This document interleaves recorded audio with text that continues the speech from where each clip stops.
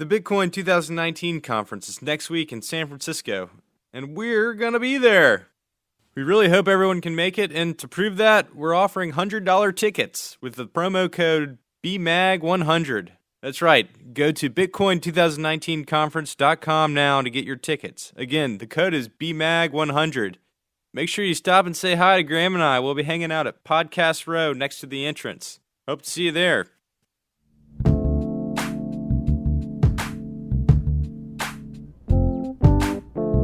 What's up? This is Dave. And Graham. You're listening to the Bitcoin Magazine podcast. We're hanging out here with Colin Harper. What's up, y'all? Associate editor and staff writer for Bitcoin Magazine. Just general badass. Thanks, guys. Too much credit. We've been waiting to talk to Colin for a while, but incidentally, he does work on the other side of the office. So it is hard to get a hold of him.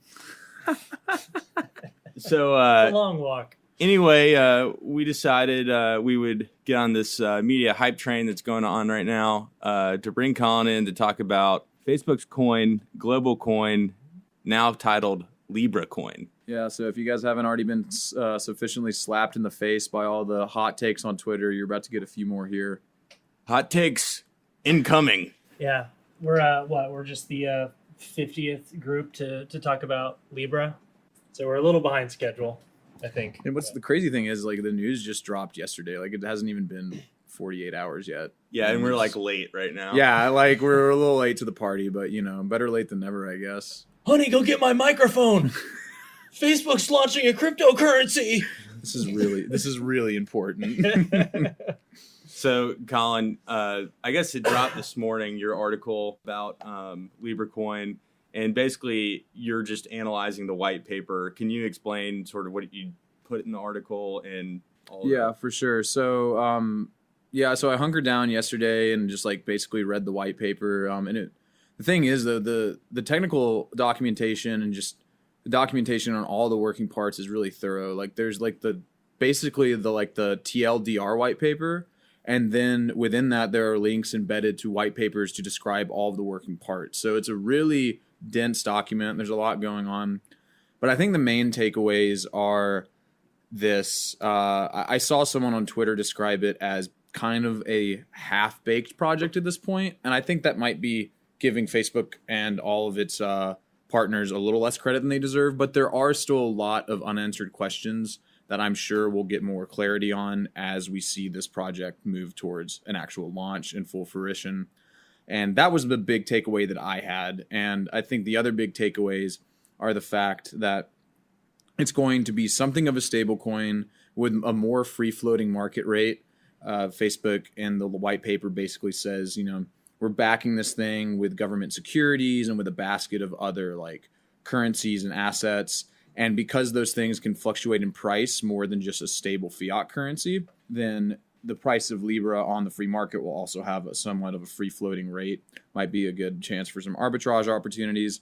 And the other big thing that I took away from it, and other people have made this take, but I think this really is like the hot take to take away from it, is what Facebook is basically introducing with this is a private consortium, basically an oligarchy for a corporate and private sector, basically central banking monetary system, which I think is really interesting. Yeah, you called it a corporate cartel. Yeah, it is. It's like a corporate banking cartel because so Facebook's got 27 members so far in what's called the Libra Association. And the Libra Association, you can think of it, if any of you listening are familiar with EOS's supernode structure, it's a lot like that. You have to bid a lot of money. The down payment for being a founding member was $10 million to run a node. And these nodes will route all the transactions. And they will also be charged with redeeming Libra for fiat currency through verified resellers, and also issuing the Libra currency through these resellers. So what this would look like is an exchange would go to, say, like Facebook, and they say, hey, we would like to buy 1 million Libra tokens. They would then basically wire the funds to the bank that are holding the accounts for Facebook, and Facebook would then issue the currency to that exchange to be exchanged on the open market. So it's a very like guarded and kind of gatekept system. And this is another big contradiction in the white paper is they say, it is obviously permissioned. It is not permissionless like Bitcoin. And they want to down the road make it permissionless.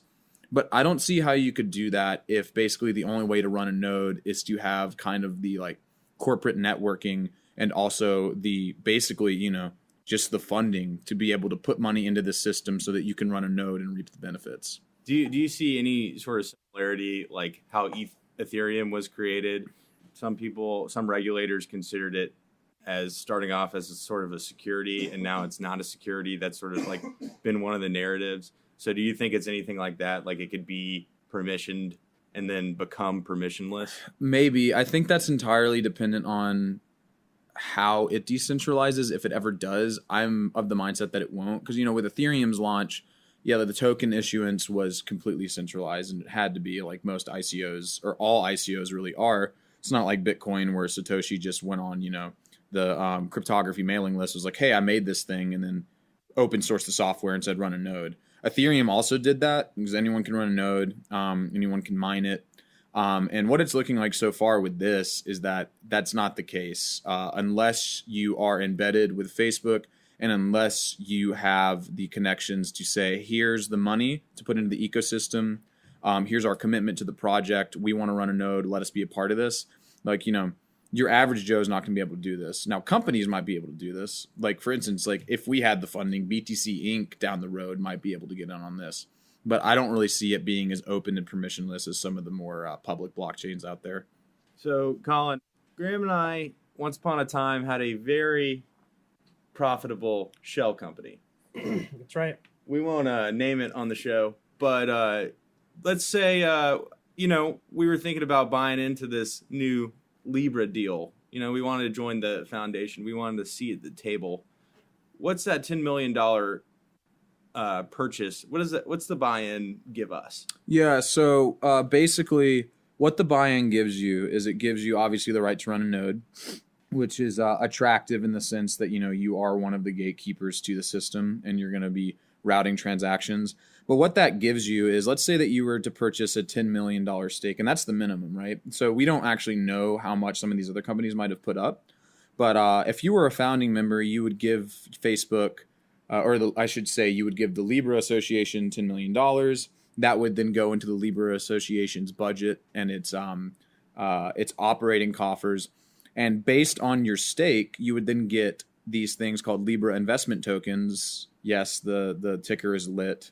You would get these LIT tokens, and those would entitle you to dividends based on proportionally to how much of those investment tokens you hold. And those dividends come from the securities that the bank accounts and the corporate bank accounts for Libra are holding. So, dividends on government securities, bonds, things like that. And what it also entitles you to is transaction fees. So all of these nodes will accrue transaction fees just like any other miner might in a public blockchain, except with this, again, not public, and unless you're running one of those nodes, you can't get those. So basically, that was the long-winded explanation. Too long didn't read. You'd get dividends from the securities, and you'd also get transaction fees. So who is Libra? Who is this organization? Because it sounds like a villainous Bond organization sort of thing you'd see in a movie. Yeah, that's a good question. And it's funny because most of the mainstream and the crypto press too, it's like this is still very much Facebook's baby. Like Facebook has been like planning this for a long time. They've been the ones driving the development. They're the ones developing the wallet. The team that is building it out is endogenous to Facebook. So Libra in itself, like Facebook is definitely the figurehead, but Libra as a consortium of sorts is this Libra Association, which is made up of, I think some of the partners are Visa, MasterCard, Coinbase, Xapo, Andreessen Horowitz, VC firm, Uber, Lyft, Stripe, Spotify's on it, eBay, all these different, big tech, even some nonprofit players. And they make up the Libra Association. And I think that's the bulk of what Libra is. And the plan for making it more decentralized, if you can call this more decentralized, is they want to expand that association to at least 100 members by the time Libra launches, and that's going to be sometime in 2020. So the investment token LIT, do you think that's ever going to be available on cryptocurrency exchanges? I don't think so. I think that's going to be kind of in the same way that like private shares in a company, when you get equity in a company, that's how it's traded, internally within the company. I also wasn't clear about this reading the white paper, but I think those investment tokens right now, while they may be traded within, the consortium between members, I think those are reserved to founding members. And what Libra plans to do in the future is if you want to run a node, then you'll just buy, a shit ton of Libra and you'll stake that. And that'll basically be your commitment to the platform. It'll be you saying, we're in this for the long haul. We're going to stake this Libra. We want to run a node. We want to get some dividends, and we also want to get some of the transaction fees. So basically, I think the investment token was like a way to bootstrap the network, kind of. And I've seen it compared to the same way that Maker works with the Maker DAO system, where you have to have Maker to do the collateralized debt positions to produce DAI. Seems very similar. And I think going forward, it seems to me that Libra is just going to be the main token or coin that represents ownership, represents a stake within the association, if that makes sense. Yeah. And also in your article, you said that the white paper was a lot of what we expected and a little bit of what we didn't expect. Can you elaborate more on what wasn't as expected that you found in the white paper? I think for me personally, when everyone hears that Facebook's putting out a coin, we look at Facebook as this monolithic social network, this big tech entity. And, it's been described almost even by some politicians as too big to fail. So for me, I expected Libra to be wholly Facebook's baby that they were going to have complete control over. So the thing that surprised me the most, and you'll hear me come back to this a lot in this conversation, as you already have in our briefing before the podcast, was this idea of this consortium is very much like the way the Federal Reserve works. You have a central reserve, and then you have a network of reserve banks surrounding it. And they're the ones who coordinate monetary supply, moving of debt, issuing new currencies, all of that kind of stuff, or issuing new US dollars, all that stuff. So that's the thing that really surprised me about it, was that Facebook is making a very concerted effort here to signal to the world. It's like, we are creating Libra, like it was born out of us, but we're trying to make sure that we don't dominate its development and its progression, right? Like, for instance, the Libra Association is going to have a council where they vote on protocol upgrades, they vote on monetary. The Libra Council. Yeah, right. It seems very daunting in a way, right? Yeah. And it is very it does seem very governmental in a lot of regards. Mm-hmm. And so that Libra Association is going to be in charge of everything. And that's the other thing that surprises me, is that Facebook, while it is driving the development of this thing, it's also structuring it in such a way where it's federated, and where Facebook is like, no, we don't have any more control or say over anyone else. They actually make that very specific in the white paper. And it also says that no member on the council will have more than 1% voting right over anyone else, which I think, again, that's the thing that surprised me the most. And I think, there's a lot of negative things that you could say about a structure like this. Like, there's very exclusionary and it's very corporate, I mean, the thing that comes to mind is the idea of, that the kind of concept of big tech's oligarchy, and the fact that big tech is becoming almost like this entity that is on par with the state itself in the way that it manages user lives. But I think the positive thing to take away from this is, even though these companies are gatekeeping it, there is a semblance of decentralization within the structure itself. And so long as no entity has more voting rights over any other entity in the consortium, I think that's going to be a very, very important feature to make sure that this thing just does not become super monopolistic. What are the negatives? Because I know a lot of people are freaking the fuck out right now. Yeah, so I think the biggest negative is the fact that it is permissioned, and that it is very much gatekept by this kind of elitist organization in the Libra Association and with its council. I think that is the biggest drawback in terms of if we're looking at what is this for cryptocurrency? Because if we look at the way it's structured, calling it a cryptocurrency is very generous. I've been calling it a digital currency because for thinking about the kind of cryptographic security and permissionlessness and censorship resistance that Bitcoin or Ethereum gives us. This does not give us the same thing. We don't know what kind of controls the Libra Council and the Libra Association will have over transactions. I would imagine much like EOS or Ripple, where they can basically go back and rewrite any transaction they want without any sort of consensus, outside of, that hub of elite node operators. I think Libra will be able to do something similar. So I think that's probably the biggest drawback. Yeah. Coming back to what you're saying, kind of from a different angle, what kind of competition do you think this creates? Yeah, so I think let's just go ahead and get this out of the way. I do not think, and a lot of people have said this is not competing with Bitcoin. I don't even think it's competing with Ethereum, even though it does have smart contract capabilities. And the reason I say that, for the same reason I say it's not competing with Bitcoin, because Bitcoin is an open system. Anyone can use, very censorship resistant, and does exist outside of the realm of surveillance by a mass organization. It's the same thing with like Ethereum. If you can create smart contracts on Libra, that's great. But it's not going to give you the same kind of, I created the smart contract and no one, including myself, can control this. It is now up to the network to decide how it evolves, how people use it. No one can stop people from using it. Libra probably will have some sort of vetting system for what smart contracts get built and approved on the platform. I wouldn't be able to, I don't know if you guys remember what was it called? Proof of weak hands, like all of those Ethereum Ponzi schemes back during the bull market. Like all of these like weird smart contracts showed up where people were pouring money into Ethereum, and they were basically faucets and Ponzi schemes where you'd get like these crazy returns. And half the time the smart contract got drained by whoever created it, right? Because they put a backdoor in.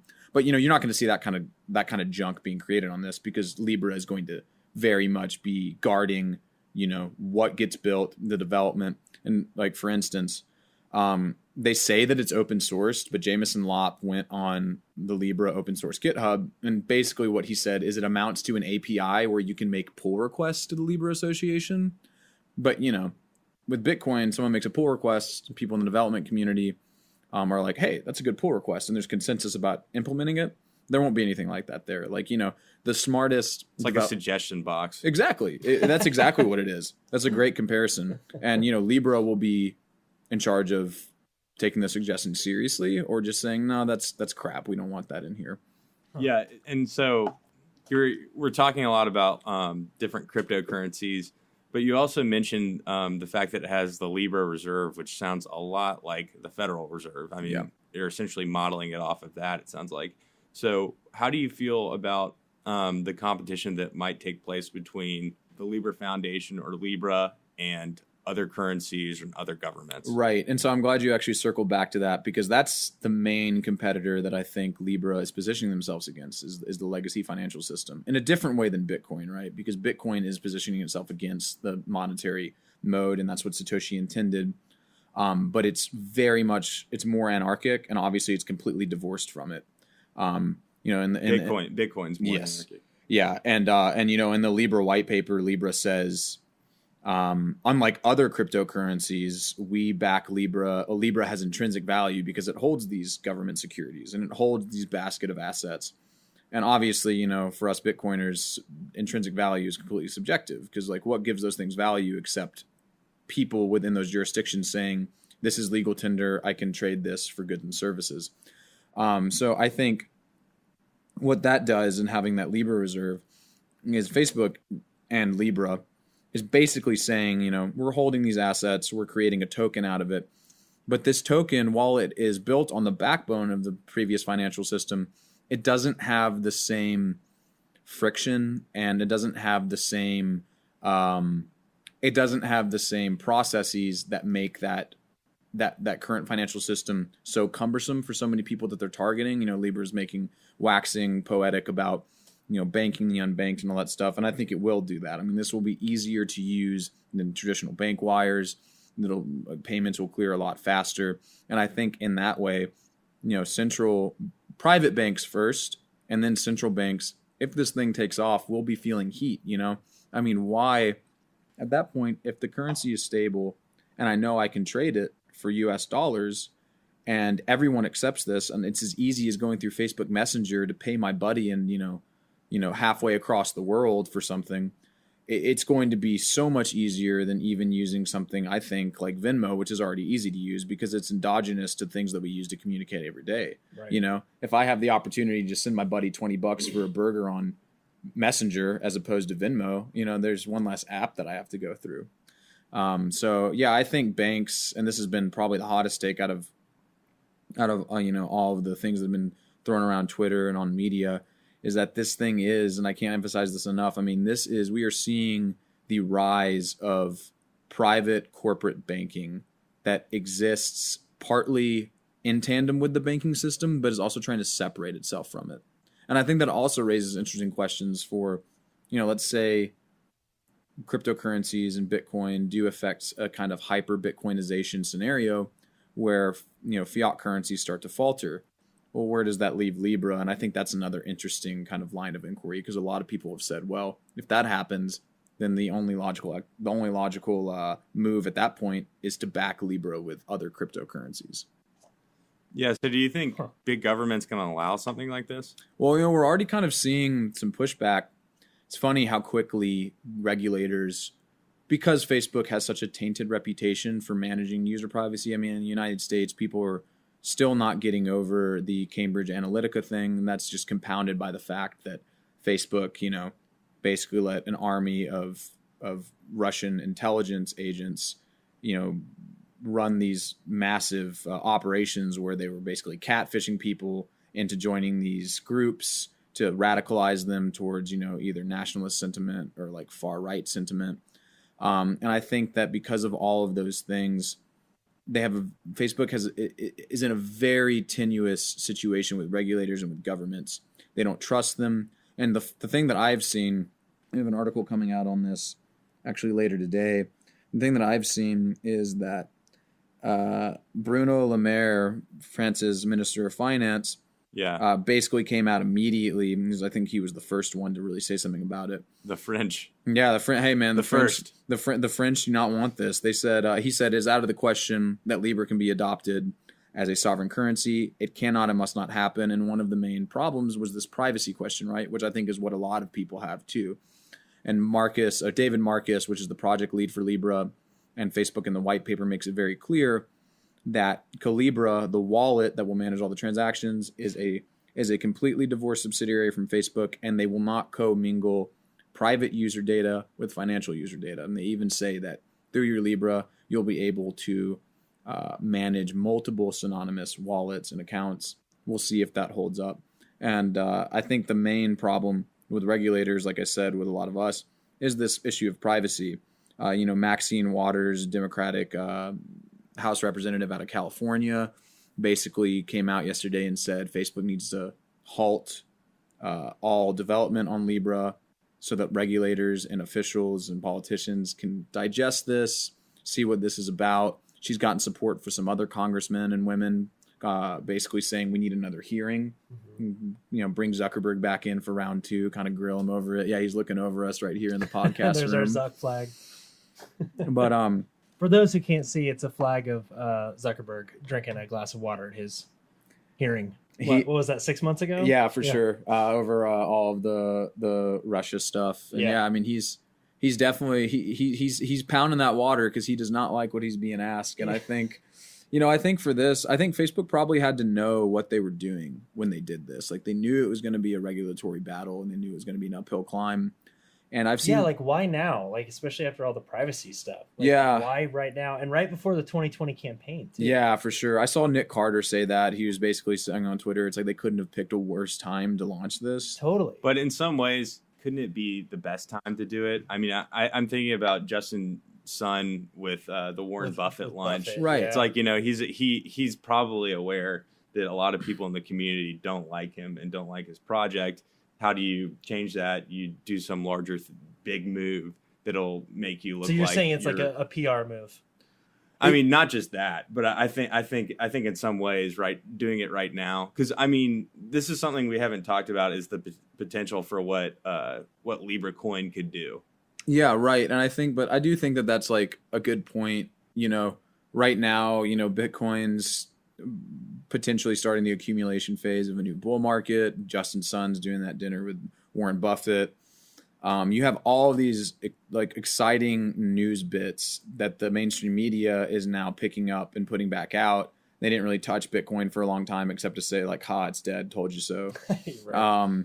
And so I think that it is a pretty opportune time to do something like this in terms of like, they are riding on the waves of a lot of excitement in the industry. A lot of people are really bullish right now. And to Graham's point, it kind of is a PR move in the sense that, now Facebook and this consortium basically, Maxine Waters said in her statement, regulators have been quiet for too long on the subject of cryptocurrencies.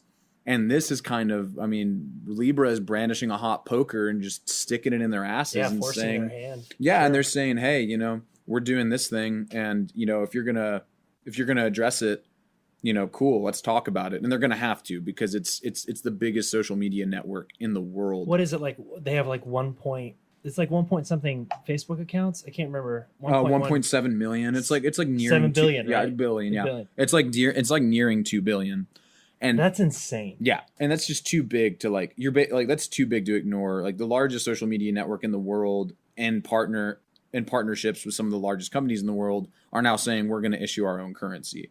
And I think that in terms of getting regulators to finally start thinking about how to regulate, how to protect investors, I think that that's a very good thing that Facebook's going to do. Now, whether or not we want Facebook to be the face of the industry, that's another question entirely. And I think that that's very much up for debate. Like, is Zuckerberg a good, whether or not we like it, he's become the new poster child for cryptocurrency representation within the mainstream. Well, and what's scary is that Facebook is going to incentivize people to do it. Where it's like, hey, get grandma to buy 100 Libra, right, and we'll give you 100 free. And it's like, oh, cool. Let's everybody just jump in. And, people don't give a shit about their privacy. No. They don't really give a shit about their money either. Mm-hmm. No, that's a good point. It's going to be crazy if billions of people are just screw it. Fine. Let's all just jump in. Yeah, what exactly. Happens then? Obviously there's issues with privacy online and our identities and our activity online. What happens when all that financial information is open? Yeah. And I think that's the other really scary thing. Especially when you consider, I saw, Udi, Weathermayer. I don't know what his last name is. Oh, but Dave might know.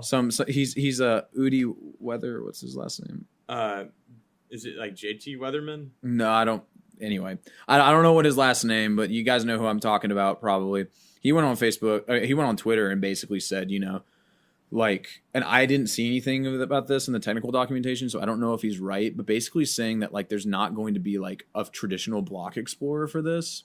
So you can't really only the Libra nodes, from what he was insinuating that only the Libra nodes will be able to actually have a coherent list of transactions and be able to verify them.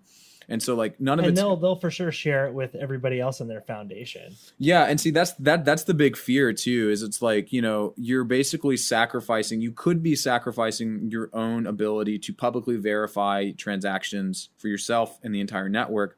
You're sacrificing that to a consortium of gatekeepers who will know everything. And like you were saying, what are they going to do with that information? Now, Libra has made it very clear that they're not going to commingle private data on Facebook and this financial information. But does that really even matter? If these companies know what you're spending your money on, if they know how you're spending your money, what services you like, this could open up a Pandora's box for financial transactions, or for analyzing financial transactions and targeting ads in a way that, the microphone where on your phone where you're talking about a new pair of shoes and you see an ad about Vans. It's that's a different animal than, oh, we saw that you went to the Van outlet in Opry Mills and spin it. Yeah. Totally. And so you're going to start seeing, you could potentially see completely different ad targeting. And like you said, Graham, most people don't give a fuck about privacy. They don't care about it. No. And they're not going to really think about that when they're transacting, because right now with our current system, it's not perfect, but really only you and your bank know where your money's going. And your bank is not selling or sharing that information with anyone. They have no incentive to. They have no reason to. They want to keep you at their bank. Exactly. They don't want to. They don't want to piss you off and screw you over. But in a realm of, and the modern digital panopticon that we find ourselves in, with something like this, this consortium, this Libra association, will have all of this information. It's all out there. It's digitized. They're going to be able to see it, and they're going to be able to find ways to monetize it that the current system doesn't allow because it's just so hyper connected.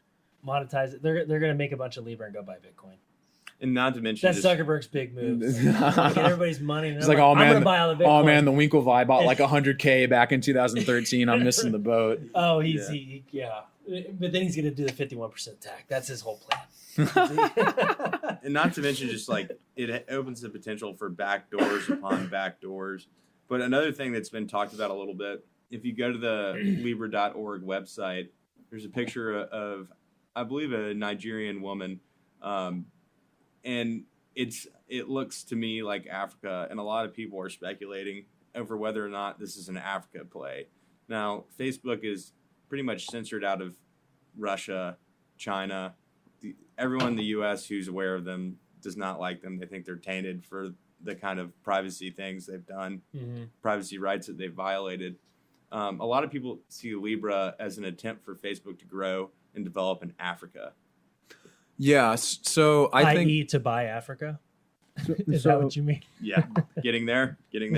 So like, yeah, that is very much the kind of like, if the Libra white paper has a hook, Dave, that's kind of what they're going for. You know, like I said earlier, waxing poetic about banking the unbanked. You know, in the coverage that I've done over the cryptocurrency industry, I always come across this idea that there are lots of people in Africa that bank using their cell phones. Yeah. There are some cryptocurrency solutions like Mcoin that are trying to do this for them, help them like send Mcoin and Bitcoin and stuff over these text messages. And so it's a place. BitPesa or M-Pesa. Yeah, exactly. BitPesa is a Bitcoin company, but M-Pesa is their sort of like non-crypto digital currency that's used a lot in parts of Eastern Africa. Yeah, and like, so I think that is a place that's ripe for disruption for something like this. And I'd have to imagine that, you know, a lot of these people in Africa, if they don't have a smartphone, they have a phone with some capabilities towards that. A lot of them, you know, smartphones are cheap. In the Libra white paper, it says, you know, you can buy a smartphone with the capabilities that you need it for something like this for $40. And to your point, I think that they really are targeting some of those underdeveloped countries for making banking a lot easier for them. And, you know, I think this is where some of the positives do come in. You know, we can talk about how it's highly centralized, it's permissioned, you know, it's a completely elitist and very oligarchic system. But if it provides on rails to a financial system that is more efficient than the one that we have right now and banks some of these people, I think that is a net positive. And ultimately, if we're looking at it from the libertarian sentiment of providing monetary instruments that are divorced from state power, this is a pretty cool thing. Like, I'm still on the fence of it. Like, I think this is amazing. I think this is like, you know, this might be hyperbolic, but I think in the 21st century, this is going to be written in the history books as one of the most important developments for the evolution of monetary policy as we know it. Sure. It's completely different. It's alien to us. And again, at this point, we're just speculating about all this. But let's say Libra's plan is to go into Africa and bank the unbanked. Aside that, I just want to ask a quick question. So do you need a bank to use Libra, or can you use Libra as your bank? You can use Libra as your bank, and that's kind of like the whole appeal. You know, I think we were talking earlier, I need someone to verify this. So if any of you out there are listening and you're like, no, Colin, you got that wrong, let me know. But tweet us. Yeah, tweet at us, at me, please. For things like PayPal and Venmo, I've heard people say that you don't actually need a bank account to receive payments on the platform and to send them. Obviously, you need it to withdraw those payments if you get them. I don't know how true that is, though. And those things are still tethered in some way to the legacy financial system. But for something like Libra, I mean, you're going to be using Calibra, the wallet, to hold all of your currency, and you're going to be using it to transfer. I don't know what kind of custody solutions they have. Like, you know, people might be a little scared to hold all their money. They might have something where there's like kind of like a Calibra bank where you can put your money into and then have like some funds, like kind of like a savings. Yeah, like a vault. And then you'll have your checkings account on your phone, have your savings somewhere else. But no, I think from what I understand is that to like redeem Libra for cash, you're just going to go to one of the resellers, which are licensed exchanges and OTC desks that have signed up with the Libra Association and are completely vetted by the association. So all of this is going to be done through the Calibra app and through those exchanges. So, and besides the fact that obviously the entire financial system is underpinned by, assets in a bank account somewhere and in an account that is attached to the Libra Association, your average user is never going to interact with a bank if they're using this. Right. And that makes me think too, if they're trying to bank the unbanked, there's going to be, billions of people who are going to suddenly be having access to all their financials on their phone, which just the implications of remembering your password is crazy, and the opportunities for hackers. Everybody needs phones first. I mean, we're talking about some really bad parts of the world. Yeah, and that's terribly in debt and in poverty. Yeah, for sure. And that's the most of the text message based digital currencies in Africa, they work on Nokias. They're working on flip phones. Calibra will not do that, and it by design it can't. So that is, a good point, Graham. That would be an adoption hurdle. But I think that if you have enough people with smartphones, the interesting thing about this is the network effect for this is crazy. I mean, like we were saying earlier, nearly 2 billion people with Facebook accounts.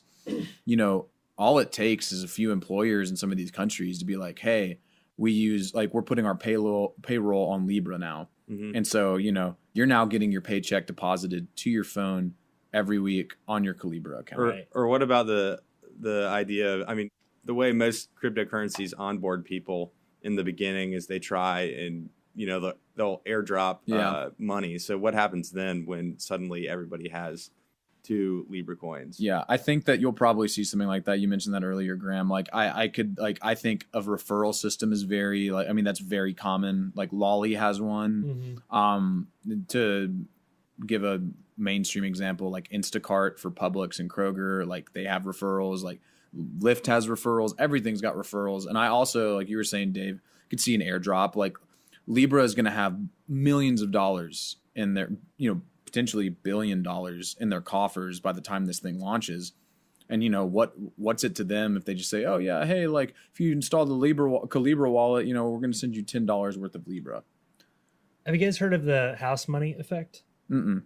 It basically just says people are more likely to spend more if they don't have a connection with the money. So it's the casino thing of this is house money. Feel free to go bet. People are going to go wild with it. Yeah. And it's similar with digital platforms. Yeah. You're more likely to be screw it. I only have $100 in there. I might as well buy my tennis shoes or whatever. But that's real money. Yeah. But there's this disconnection with our because you didn't do anything people. to earn it. Exactly. Yeah, it was given to you. It's like Lyft credit. Oh wow, I just got before Lyft and Uber did their IPOs, they were giving everyone $20 credits. Right. And I got that, and you were saying, I was incentivized one day where I wouldn't usually take a Lyft. I was I got this free money. I'm just taking $20 a Lyft. That'll take Heck yeah. a long ways. Yeah. I can't remember last time I spent $20 on a Lyft. So yeah, I don't know. I just this whole Africa thing to me seems like smoke and mirrors, and it's no, look how good we are. Yeah, look at this awesome thing that we're thinking of, and really it's how do we get people to spend more money? Yeah, it's very much a virtue signaling thing. They want to cloak this as a philanthropic thing because it makes them look good, and that's why partly why they have a few nonprofits on there. And to kind of round out the discussion of the adoption in Africa, I think it ultimately probably could help those unbanked populations around the world. Like you were saying, Graham, though, there are still very significant hurdles. If Facebook's smart, they'll get project teams from those countries who understand the problems or can relate to the local populations who aren't just sitting in their ivory towers in Silicon Valley and can say this is a good thing for these countries. Right. But I think immediately the people who are going to benefit from this most technical advancements is going to be the first world. It's going to be the Western world. Totally. It's going to be your bros going out for drinks. People are going to send each other Libra. I don't have my phone with me. Can I get you back later? I don't have my Visa with me. Can I get you back on Libra? And I think that you're going to start seeing people in America and Europe and westernized world start using this more. And before some of the African countries and some of the other unbanked populations. I could be completely wrong about that, but that's kind of my gut reaction. Just thinking about what it's going to look like when this thing starts when this thing is like, launched and getting off the ground. And I actually heard this on another podcast, Coin Talk. But if you imagine this world too, like where does that put Bitcoiners in this world? Yeah, I think is like very interesting because, Bitcoin's obviously going to be that thing that's going to allow for more human rights in like transacting. Bitcoin already had that message of like, oh, this can bank the unbanked. And now Libra's like swooping in and like they have like this team, like this elite team that's like, no, we're actually going to fucking do it. Yeah, exactly. And that's the thing is like, like they're definitely hijacking the narrative. And Dan Held actually had a sound bit about this on Block TV. He said this doesn't interfere with Bitcoin's use case at all because he's very much on the mindset of Bitcoin is gold 2.0. Yeah. It is a stateless store of value that is censorship resistant. Everyone can hold it. No one can tell you what you can or can't do with it.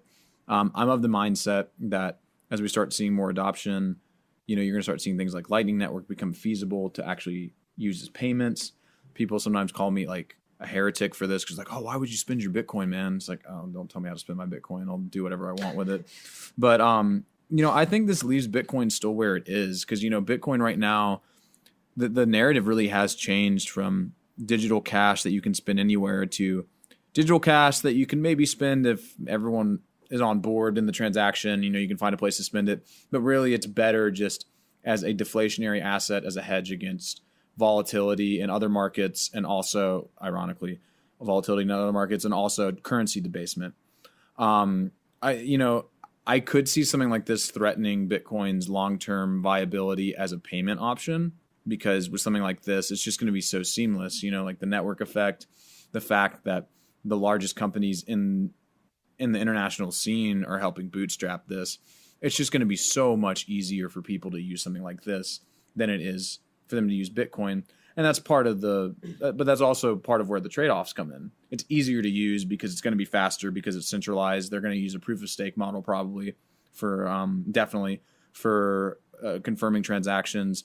It's going to be really easily integrated with things that you already have in your daily life, like your Facebook Messenger, things like that. They're going to integrate it with WhatsApp.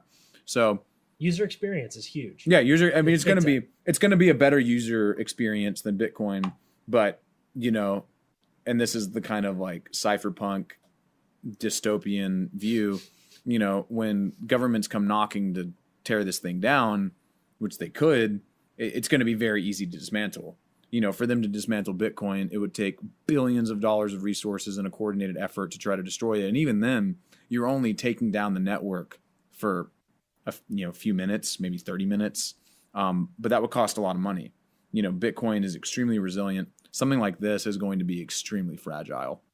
Yeah, and that's why I think it seems interesting for what Libra's done and could do. It positions Bitcoin in an interesting place where, the people who are holding on to Bitcoin are mostly at this point first world people who have access to everything they need and sort of the privilege to take advantage of, something like privacy rights to risk their money. Yeah. So it's like it's a very interesting thing because suddenly Bitcoiners, might be sort of like put in another place. Like they might become the elites. I don't know. Right. But what's exciting, and I think I might have overheard you, Colin, actually talking about this, is that it's just a big onboarding ramp. Yeah. For people to get into Bitcoin when they realize how fragile Libra is, and they're like, you know what, I really don't like Facebook, but I think this Bitcoin thing, I kind of feel more comfortable with it now that I've like sort of like tested the waters with this other thing. Yeah, and I think that it will be good for greasing the kind of entryway into the cryptocurrency industry because, a lot of people still see Bitcoin, at worst they see it as a scam, and at best they see it as a like very risky, very volatile asset that is just, it's outside of the risk appetite for a lot of people. But once you start seeing these big companies say, oh, we're behind this crypto thing too, it's pretty cool. They're going to start researching Bitcoin, and they're going to start hopefully seeing the differences between Libra and Bitcoin, see why they are completely on the opposite end of the spectrum for what they provide, and start digging into some of those features that make Bitcoin so palatable and so attractive to a lot of the people like us, to a lot of the coiners who hold it.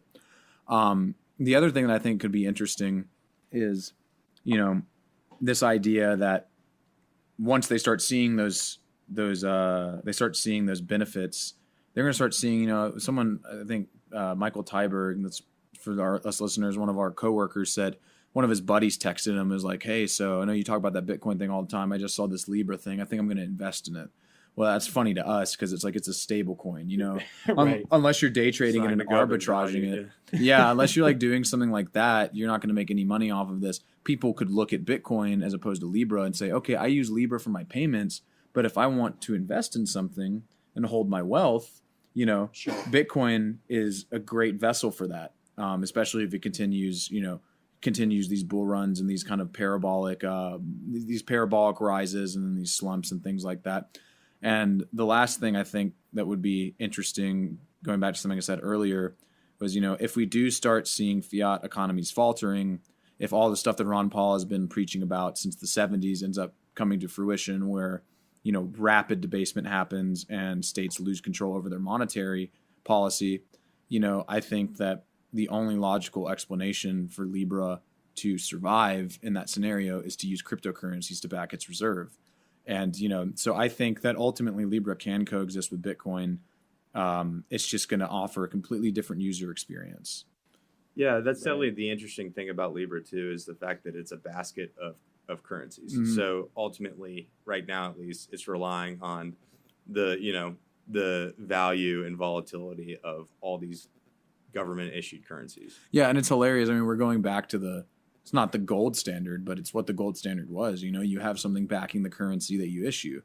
And like you were saying with that basket, the interesting thing about that is right now they're backing it with fiat assets. In the future, they could back it with anything they wanted to. And that's the beautiful thing about tokenization, is it gives us the opportunity to create things that represent value elsewhere. I don't think you'll see something like this, but I mean, you could theoretically have a basket of assets like gold, real estate, Bitcoin, stocks, if you wanted to, and that could all collateralize the issuing of the actual token. I don't think they'll ever get that. I don't think they'll ever get to that point with like things like stocks and stuff, but I think there's a very conceivable future where they do return to some harder assets, like crypto assets like Bitcoin, to make sure that this thing actually has some price stability. Because, people think that their fiat currencies and that their government issue currencies are very trustworthy. They're very stable. And in a lot of regards, compared to other assets, they are. But the kind of slow debasement that inflation afflicts on these types of things,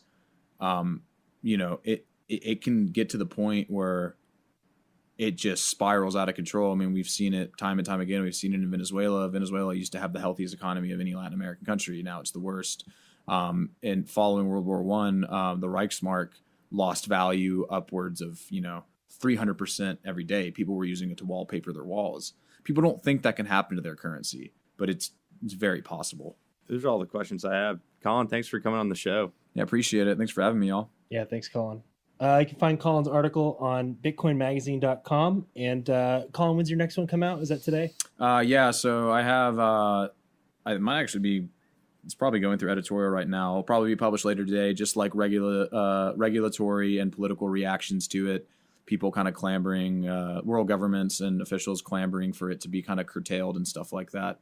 Also, not related to Libra, also got something coming out on Lightning Labs' new mobile wallet for Android and iOS, non-custodial. Very definitely recommend y'all to check it out if you want a payment system that is completely censorship resistant and not like Libra. Very cool. Cool. Awesome. Well, if you have any comments on Libra or anything we've talked about today, tweet us at Bitcoin Magazine and we'll tweet you back. Until then, we'll see you next time.